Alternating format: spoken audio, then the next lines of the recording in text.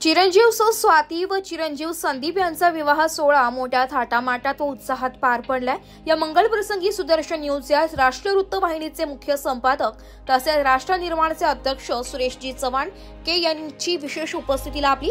त्यांच्या मातोश्री गयाबाई चव्हाण के व पिताश्री खंडेराव चव्हाण के यांचेही आशीर्वाद नव दाम्पत्यांवर लाभले। या विवाह सोहळ्यास विविध क्षेत्रातील मान्यवरांची उपस्थिती होती। खासदार राजाभाऊ वाजे, नगराध्यक्ष विठ्ठल उगले, विठ्ठल जपे, माजी सभापती अर्थ व बांधकाम विभाग प्रताप चव्हाणके, उदय सांगळे, दत्ताजी ढोबळे, प्रवीण बाबळे, विशाल गोजरे, रवी मोगल आदींच्या प्रमुख उपस्थितीत हा विवाह सोहळा अत्यंत आनंदमय वातावरणात पार पडला। पंचक्रोशीतील सर्वच राजकीय पक्षातील व समाजातील क्षेत्रातील अनेक मान्यवरांनी या विवाहास उपस्थित राहून नवविवाहित जोडप्यास पुढील वाटचालीसाठी शुभेच्छांचा वर्षाव केला। तिरंगाचे चव्हाणके परिवार तसेच अशोक घोटेकर मामा परिवार यांच्या संयुक्त आयोजनामुळे हा विवाह सोहळा स्मरणीय ठरला।